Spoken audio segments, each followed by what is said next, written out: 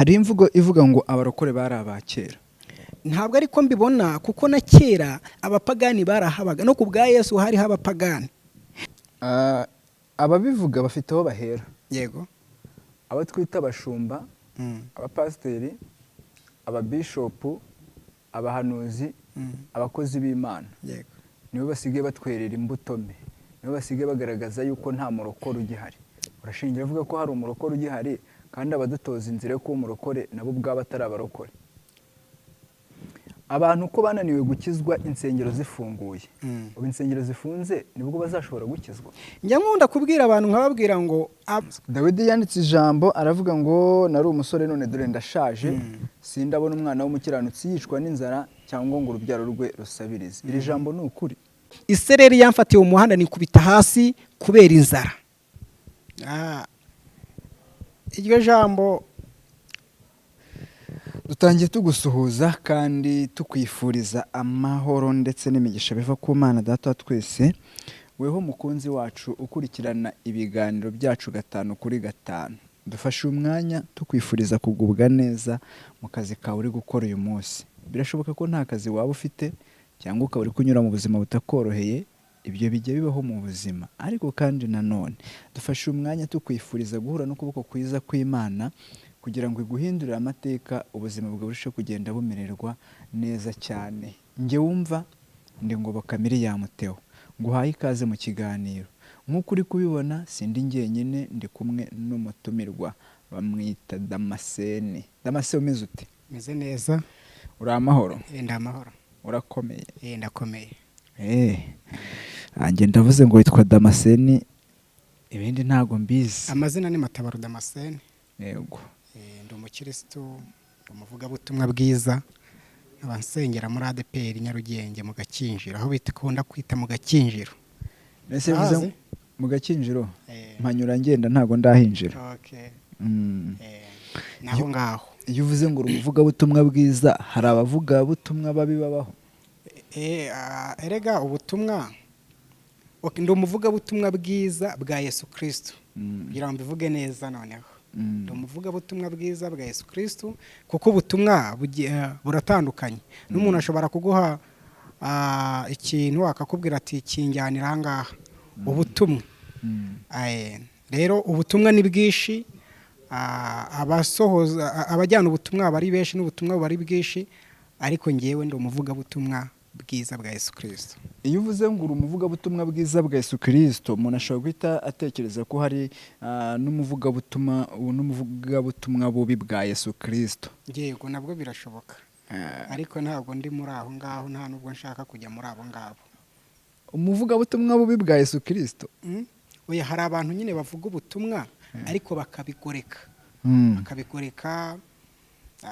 Ntabwo nshaka kwinjira wenda mu bindi bintu, ariko nyine hari abaza bavuga ubutumwa bakiyitirira Kristo ko ari we ubatumye, ariko atari we ubatumye mu by'ukuri. Yego, nicyo nari nishatse kuvuga. Akabeshyera Imana iravuze itavuze. Hanyuma uraza kurebera ahantu mfatiye mikoro. Yego. Niho nawe uraza gufatira utamanuye utazamuye, ongera uzamureho gatoya aho ngaho. Tutangiye kumanura se Damascene. Ngaho dukomeze. Uragira uti ndi umuvugabutumwa bwiza bwa Yesu Kristo, kandi hari n'abavugabutumwa biyitirira ko ari abavugabutumwa bwiza bwa Yesu Kristo, ariko ugasanga si abavugabutumwa bwiza bwa Yesu Kristo. Umuvugabutumwa bwiza bwa Yesu Kristo arangwa n'iki? Umuvugabutumwa mwiza, cyangwa se umuvugabutumwa bwiza kandi akaba ari na mwiza, yego, arangwa icyambere, arangwa no gusoma ijambo ry'Imana. Ijambo ry'Imana rikaba ari ryo rikuyobora, kuko ntabwo wavuga ubutumwa bwa Yesu utasomye ijambo ry'Imana, utayobowe n'ijambo ry'Imana. Mose niwe wabwiye Imana, arayibwira ngo Mana nutajyana natwe ntudukura aha ngaha. Mu gihe cyose umuntu atari kumwe n'Imana, ibyo yakora byose, ibyo yavuga byose nta gaciro biba bifite, ariko iyo uri kumwe n'Imana byose bigira agaciro. Niyo mpamvu rero umuvugabutumwa bwiza bwa Yesu Kristo hari bimuranga. Ijambo ry'Imana ryo rivuga ngo tuzamenyera ku mbuto zabo. rero hari imbuto, hari ibiganiro aganira ari kumwe n'abandi n'ibyo ataganira, hari urwenya atera ari kumwe n'abandi n'urwo adatera. Rero ikiba gikomeye aho ngaho ni ukumenya ngo ariko ubundi nge ndi iki, ese ndi umuntu w'Imana cyangwa se ndimo ndajijisha ntabwo ndi umuntu w'Imana. Ngira ngo ni icyo ngicyo rero Bibiliya niyo ivuga neza ngo tuzamenyera ku mbuto zabo, ku mbuto bera. Rero tugomba kwera imbuto zikwiriye abihannye kugira ngo nibanatureba bahere ko bahindukirira Imana bakira umwami Yesu. Hari sisiteme ivuga ngo muze aho dukorera ibyaha ariko nimuze aho twihanira. Yego. Hanyuma weho wihanira he umuvuga butumwa bwiza bwa Yesu? Buriya kwihana ntibigira igihe, kwihana isaha n'isaha, umunota ku munota uba ugomba kuvuga ngo Mana nacumuye gutya, Mana mbabarira. Imana ikakubabarira. Rero kwezwa cyangwa se gusaba kwezwa n'Imana, ubundi kera abantu nibo bavugaga ngo twiyeze, ariko nta wiyeza, ahubwo umuntu yezwa n'Imana, akezwa n'amaraso ya Yesu Kristo. Rero igihe twajyaga gusenga tugafata akanya tukavuga ngo tubanze twiyeze, ariko nkeka ko atari ukwiyeza, kuko ari ukwiyeza twakwihanaguraho ibyaha, kandi nta wihanaguraho ibyaha, ahubwo Imana imuhanaguraho ibyaha. Rero ahubwo dusabwa kwezwa ku gato no ku kanini, ariko tugasabwa kwezwa igihe icyo ari cyo cyose, igihe icyo ari cyo cyose, kuko ntabwo tuzi umunsi n'igihe. Yesu ashobora gutinda ariko urupfu rwo ntirutinde. Umuntu ashobora kujya kuri moto yavuye mu rugo ariko ntasubireyo, cyangwa ntagere n'aho agiye. Niyo mpamvu isaha yose rero tuba tugomba kugenda tuvuga ngo Mana tubabarire, hano nahasitaye, mbabarira. Rero dusabwa kwezwa igihe icyo ari cyo cyose, umwanya uwo ari wo wose. Musabwa kwezwa igihe icyo ari cyo cyose. Nawe usabwa, twese dusabwa. Hanyuma ndagira ngo wenda mpite ngaruka, uravuze ngo muzabamenyera ku mbuto zabo. Hanyuma iyo muri iri jambo nkubajije rivuga ngo muze aho dukorera ibyaha ariko nimuze aho twihanira, rishatse kuvuga yuko namwe mukora ibyaha cyangwa natwe dukora ibyaha? Yego, dukora ibyaha, ariko nakubwiye ngo twezwa n'amaraso ya Yesu. Isaha n'isaha, buri munota ku munota, buri segonda ku rindi tuba dusabwa gusaba Imana imbabazi, tugaca bugufi imbere y'Imana ikatubabarira. Yego. Mugasaba Imana imbabazi ikababara. Hari nyuma ubwo iyo mwakoze ibyaha mugifite za mbuto batubwiraga tugomba kubareberaho? Ibyaha biratandukanye, nubwo nta cyaha gito nta n'ikinini, ariko turacyari mu isi. Tukiri mu isi dufashe igihe mu ntambara. Ntabwo kandi ikindi, ntabwo wavuga ngo uri umukiranutsi, ntabwo uzahura n'ibisitaza. Ibisitaza birahari. Ibisitaza birahari nk'uko ijambo ry'Imana ribivuga, ravuga ngo ibisitaza ntabwo bizabura kuza, ngo ariko ubizana azabona ishyano. Rero uko byakagenda kose ntabwo twavuga ngo turacyari mu isi, twambaye umubiri n'amaraso, ntabwo wabura gusitara, ntabwo wabura gucumura, ariko mu gihe icyo ari cyo cyose wumvise wacumuye cyangwa se wumvise wagize intege nkeya. Reka no kugira intege nkeya nabyo ni izindi bambe n'icyaha, nabyita icyaha nacyo.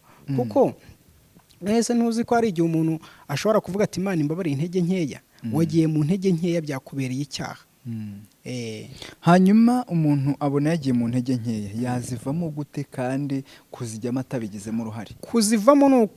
Kuzivamo ijambo ry'Imana niryo rivuga ngo ibuka aho waguye nurangiza ugaruke. Kuzivamo rero, kuva mu ntege nkeya, ni ukuvuga ngo ariko ubundi kera ko najyaga mfata amasengesho y'iminsi 3, ko najyaga mfata amasengesho y'iminsi 2, kera ko ntayoborwaga n'amarangamutima cyangwa se n'umujinya, hanyuma ukisuzuma ukiyinira ukavuga ngo ariko iki gihe nagendaga gutya ariko nsigaye ngenda gutya, ukongera ukagaruka, hanyuma ukabifashwamo no gusoma ijambo ry'Imana. Ijambo ry'Imana riragaruka, bambere rigarura umuntu cyane, iyo wagize umwanya wo gusenga. Icya mbere wagize umwanya wo gusenga, icya kabiri ukagira umwanya wo gusoma ijambo ry'Imana, icya gatatu ukagira umwanya wo kwizera yuko Imana iri bukubabarire cyangwa iri kumwe nawe.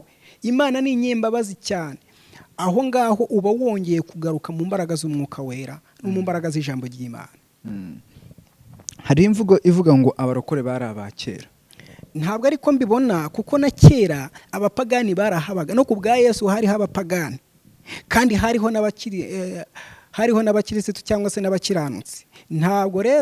Ntabwo abarokore bari abakera. N'ubu ngubu haracyari 7,000 bitarapfukamira Bayali, haracyariho abapasiteri beza, haracyariho abavugabutumwa beza, haracyariho abahanuzi beza, haracyariho abantu b'Imana.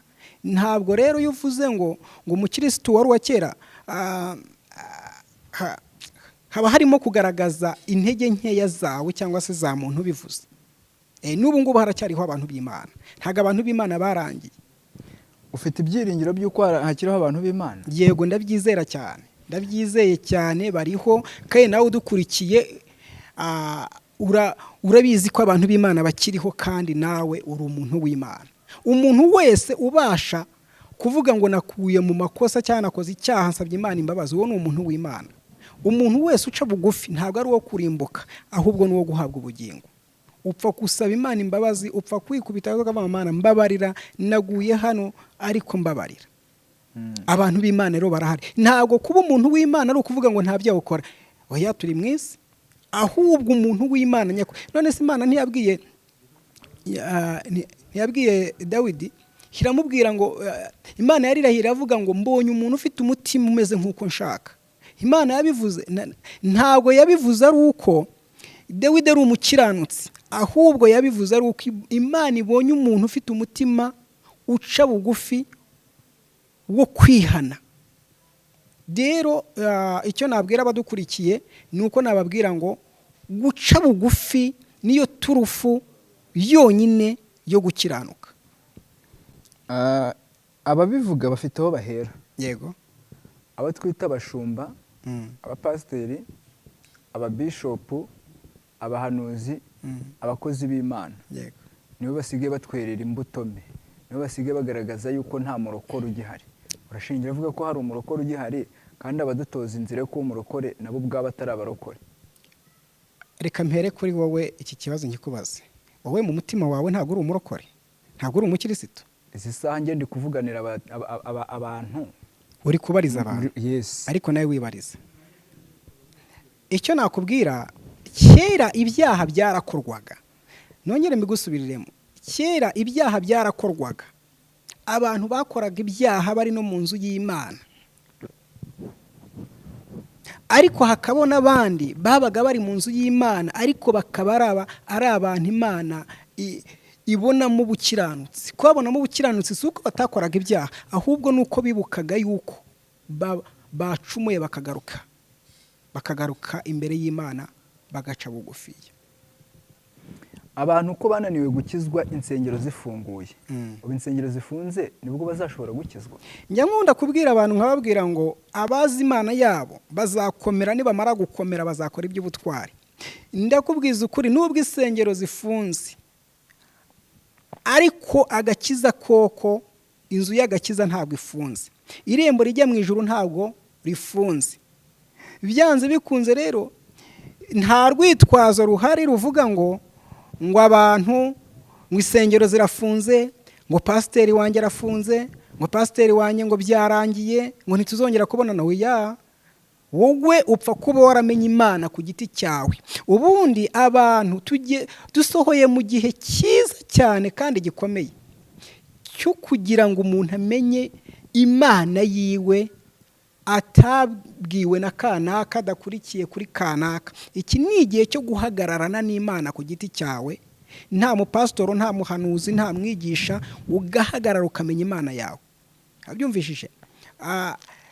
Njya ntanga urugero rwiza kuri Hozeyana y'Inyarugenge yaririmbye ngo abantu bazajarajara bashaka ijambo ry'Imana ariko bari buri. Hari igihe uzahamagara n'umuntu ugusengera ugasanga wa undi uhamagara ugusengera ugasanga ntabwo akibirimo. Ariko wowe nubana n'Imana, Imana izakugirira neza kandi izaguha ibihe byiza. Urusengero rero, ubundi urusengero ni iki? Ariya ni amazu yafunzwe. Ariya ni amazu yafunzwe, ariya amazu yakorerwamo n'ibindi, hari amazu yacururizwamo ibindi bitandukanye, ariya ni amazu yafunzwe.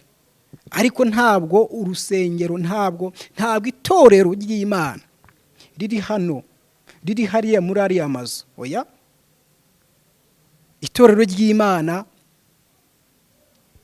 ni wowe, ni njyewe, riri mu ibanga. Itorero ry'Imana riracyahari kandi rirakomeje, ab'Imana bakomeje gukomeza wa mugambi mwiza wo kujya mu ijuru. Rero ziriya ni inzu zifunzwe, ntabwo ari itorero rifunzwe. Dawidi yanditse ijambo aravuga ngo nari umusore none dore ndashaje, sindabona umwana w'umukiranutsi yicwa n'inzara cyangwa ngo urubyaro rwe rusabirize. Iri jambo ni ukuri? Nari umusore none ndashaje, yego, sindabona urubyaro rw'umukiranutsi, sindabona umukiranutsi wishwe n'inzara cyangwa se ngo urubyaro rwe rusabirize. Icyo cyo ni ukuri. Kwicwa n'inzara ntabwo mvuze yuko umukiranutsi inzara itamwica, nta nubwo mvuze yuko atasonza cyatagira ibibazo cyangwa se atasohorwa mu nzu, ariko kuba uri umuntu w'Imana, kuba uri umukiranutsi w'Imana. Nasomye ijambo ry'Imana riri mu Kuva rivuga ngo mu gicuku cya nyuma Uwiteka ajya yitamurura. Yitamurura ryari? Mu gicuku cya nyuma yitamurura ari uko ubona ibintu byakuyobeye, baguhaye priyave, yewe ibikoresho babisohoye, bakubwiye ngo n'inzu yacu turayikinze, ariko ukajya kumva wenda telefoni ni urugero, cyangwa se ukajya ukabona izindi mbaraga zikubwira ngo kana twarabanye, mutanaziranye, wenda mwari mumaranye nk'imyaka 5 cyangwa 6 cyangwa 10 mutaziranye, akakubwira ati uraho, ati ndaho, ati nagushakaga ariko hari ubutumwa bwawe ngufitiye. Ukajya ukabona nimba rurimo amezi 5 cyangwa 6 y'inzu bagusohoye, ukabona kwishyura uyu mwaka wose cyangwa imyaka 2, cyaka kubwira ati sura cyakodesha, ati igihe cyo gukodesha kirarangiye nkugura iyi nzu. Mu gicuku cya nyuma rero Uwiteka ritamurura. Iri jambo ryavuzwe ryari? Ni igihe Abisirayeli barimo bava muri Egiputa, ngo bageze kure bari kugenda, ngo bagiye babona inyuma yabo amagare n'amafarashi bya Farawo, ngo babonye amagare n'amafarashi inyuma yabo, kandi bo Abisirayeli bari bagenda n'amaguru, ariko Abanyegiputa abanzi babo bari ku magare n'amafarashi bari kwirukanka, bari kubirukankaho.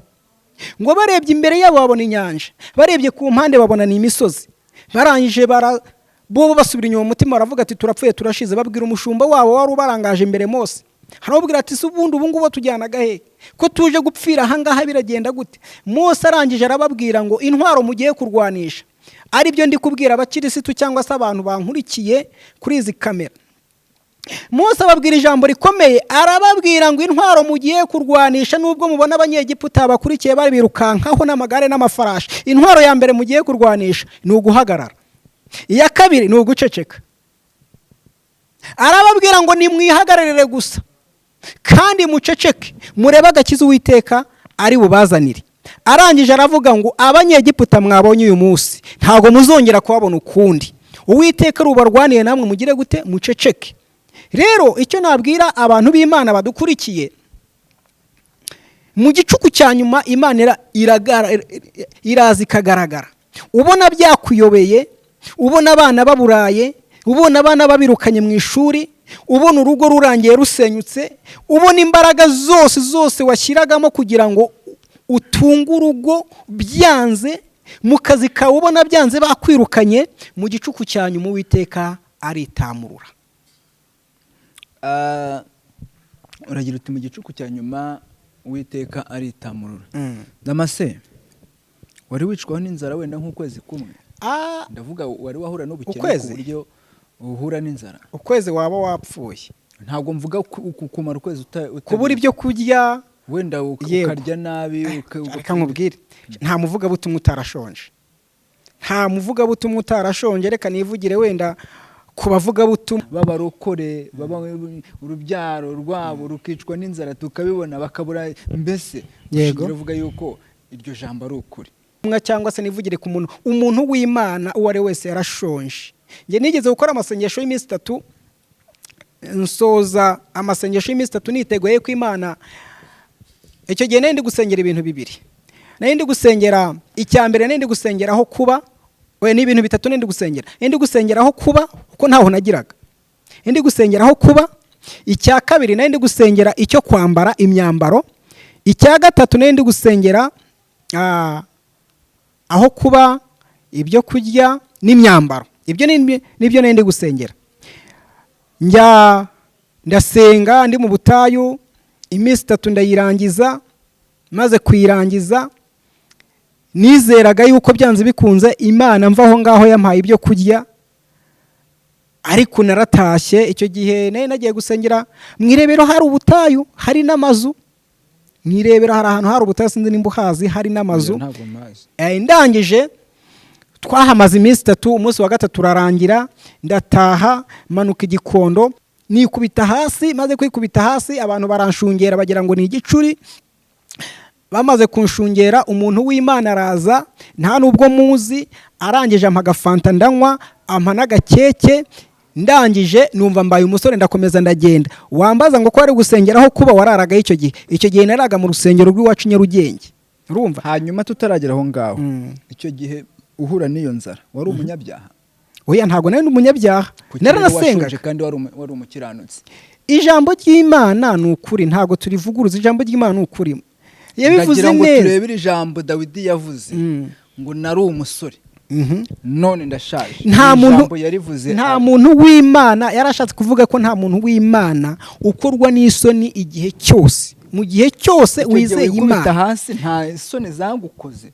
Ibaza umuntu w'umusore, Imana yonyine yo yabonaga yuko, yo yabonye yuko byabaye. Kandi icyo gihe nabonye abampa icyo kunywa n'icyo kurya muri ako kanya. Ariko witura hasi uganduka, wagandutse wishimye cyangwa wagandutse wumva ufite isoni? Nagandutse mfite icyizere yuko byanze bikunze nubwo ibyo bibaye, ariko nasenze kandi navuganye n'Imana, kandi Imana iri mu ruhande rwanjye. Uko byakagenda kose, Imana ishobora kutakugaburira uyu munsi, ariko ejo ikakugaburira. Imana ishobora wenda kutagukorera igitangaza nonaha, ariko ejo ikagikora. Ubu ngubu rero ntabwo ndi wa muntu ugisengera aho kuba cyangwa ibyo kurya cyangwa ibyo kwambara. Imana muri cya gihe nubwo ntayibonye ako kanya, ariko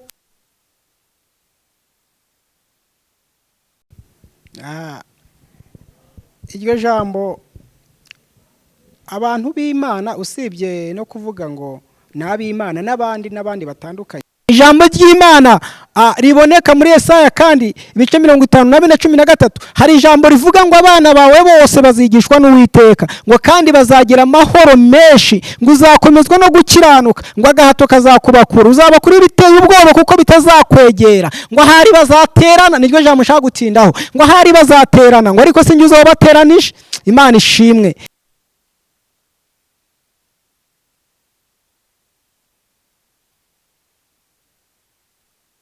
Abarwayi, ndashaka ko tuza gusengana, Imana itugirire neza. Hari ijambo riboneka muri Yeremiya igice cya mbere, uhereye ku murongo waho wa 11. Muze kurisoma. Ni amasezerano yarasohoye. Imana iraza ibwira Yeremiya, iramubaza ngo ijambo ry'Imana riza kuri Yeremiya, iramubaza ngo Yeremiya we uruzi iki? Ngo arangije arabasubiza ngo nduzi inkoni y'umurinzi. Imana iramubwira ngo waroye neza, iramubwira ngo uko niko ndindi ijambo ryanjye kugira ngo ndisohoze. Ikintu Imana yakubwiye, ikintu Imana yakugambiriyeho, ikintu Imana yavuganye nawe, izarinda ijambo ryayo kugira ngo irisohoze. Aya magambo Imana yabwiriye iki Yeremiya? Ni igihe yamuhamagaye, iramubwira ngo Yeremiya, ngo nakumenye utaraba urusoro mu nda ya nyoko, ngo kandi nakwejeje utaravuka. Irangije iramubwira ngo ngushyiraho kwa muhanuzi uhanurira amahanga yose. Arangije abwira Imana, aravuga ngo ariko Mana sinzi kuvuga. Iramubwira ngo aho nzagutuma hose niho uzajya, icyo nzakubwira gukora, icyo nzakubwira kuvuga nicyo uzavuga. Imana yarangije iramubwira ngo ntukabatinye, ndi kumwe nawe kugira ngo nkurokore. Imana ishimwe. Imana rero Imana iradusaba iki? Irasaba kugira ngo dutinyuke, kugira ngo dukorere Imana. Abantu benshi dore bakoze ibyangwa n'amaso y'Uwiteka, abapasitori benshi, abashumba benshi, abahanuzi benshi batangiye neza ariko basoza nabi, bahagaze nabi. Imana wowe guye guhagarara neza, Imana iduhe guhagarara neza, Imana iduhe kwizera gukomeye yuko tuzajya mu ijuru. Hari abatangiye urugendo neza, ariko ubu ngubu hari ibyo ubona kuri social media, hari ibyo ubona kuri YouTube, aho ukabona biteye isoni. Imana rero iduha imbaraga z'umwuka wera, Imana iduha imbaraga zo guhagarara neza, shuti bakundwa. Imana iduha imbaraga zo kuhagarara tudatsinzwe n'uburiganya bw'umwanzi bwa Satani. Imana itugiriye neza. Ikindi, iyo usomye ijambo ry'Imana riboneka muri Yesaya ibice 45. Hari ijambo ku murongo wa mbere, ni ijambo rihari rivuga ngo ibi nibyo Uwiteka abwira kuri uwo mikishije amavuta, iramubwira ngo nzakujya imbere ahataringaniye nzaharinganiza. Iramubwira ngo nzamenagura inzugi n'ibindi byo by'ibyuma nzabicamo kabiri. Irangije iramubwira ngo nzaguha ubutunzi buri ahantu buhishe mu mwijima. Imana itugirire neza. Tugiye gusengera abantu, Imana ibajya imbere ahataringaniye iharinganize, imenagura inzugi n'ibihindizo by'ibyuma ibicamo kabiri. Ikindi tugiye gusengera nkuko nabibabwiye, dusengera abarwayi. Reka mubwize ukuri, bano bashumba, bano bakozi b'Imana, bano bapasitoro, bano bahanuzi niba badusengeraga, niba babasengeraga, ariko abenshi bari mu matiku, abenshi bari mu magambo atandukanye, abenshi baraguye, abandi barafunze, abandi bari mu bibazo bitandukanye. Ariko ndashaka yuko uyu munsi wiga ikintu cyitwa kwisengera, wiga gusenga Imana uri wenyine, wiga guhamagara Imana ku giti cyawe, ujye mu nzu, ujye mu cyumba cyawe usenga Imana kugira ngo ibane nawe. Ndashaka ikindi, hari imbaraga z'imyuka mibi zateye, hari imbaraga z'imyuka mibi.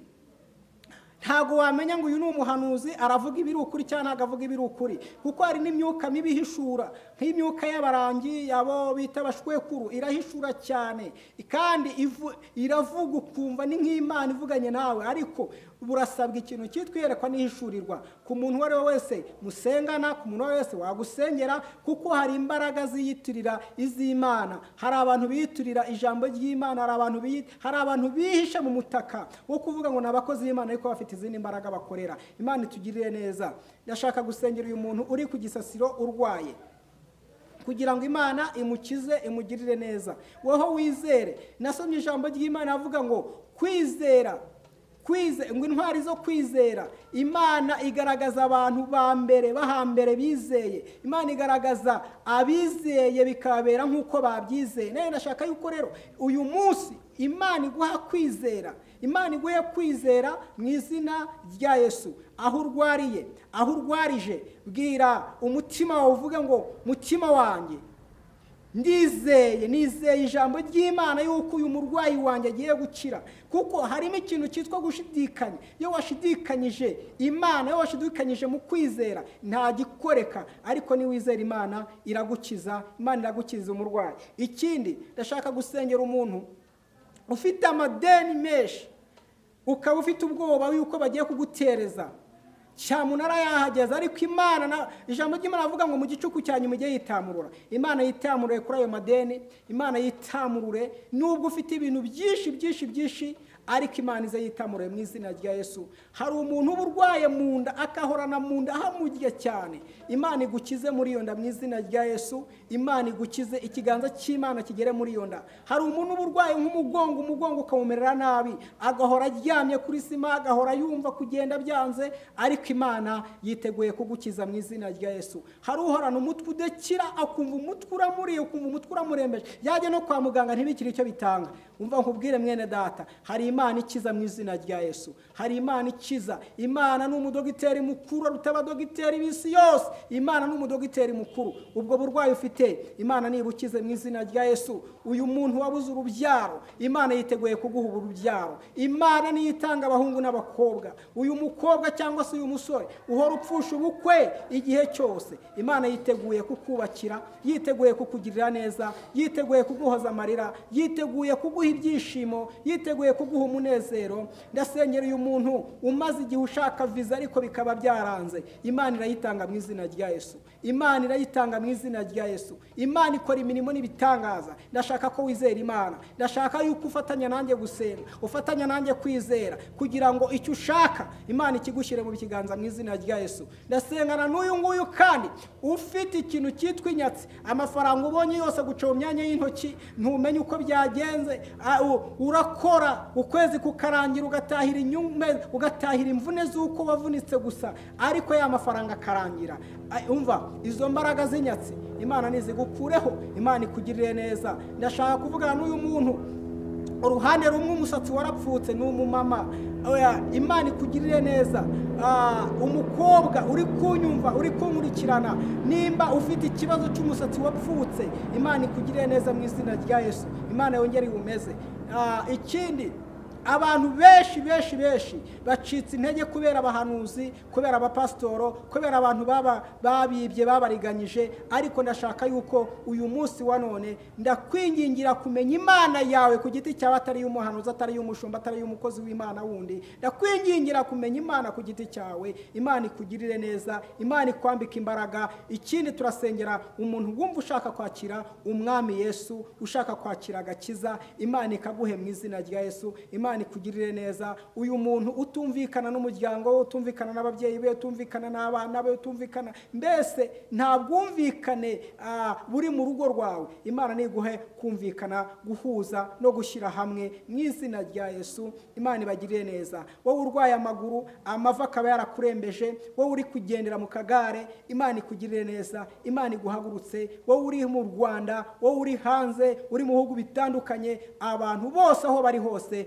bakire gukira. Ikiganza cy'Imana kibabeho, ubwiza bw'Imana wabazenguruke. Ijambo ry'Imana muri Yesaya 60 hari ijambo rivuga ngo byukura bagirane, kuko umucyo wawe uje n'ubwiza bw'Iteka bukaba bukurasiye. Uyu mucyo w'Imana nuze ku buzima bwawe, aho ari urwaye ukire. Uyu mucyo w'Imana nuze mu kazi kawe, wabonaga ugiye kwirukanwa, wabonaga byarangiye, umucyo w'akazi urahari, uravuye mu izina rya Yesu. Uyu mucyo w'Imana ku mafaranga yawe, mu gukora imikorere yawe wakoraga bikanga, wakire kuvirwa n'umucyo w'Imana, business yawe yongera igende mu izina rya Yesu Kristo wa Nazareti. Uyu muntu umaze igihe kinini ni ukuri ufite inda, ariko nyamara umaze umwaka urenga kubyara byaranze, Imana ijya ibikora mu izina rya Yesu. Imana ikugirire neza. Inda yabaye urutare, Imana ijya ibikora, umwana akavuka ari muzima mu izina rya Yesu. Uyu muntu wari usengera impanga, Imana iguhaye kuzibyara mu izina rya Yesu. Reka dusenge.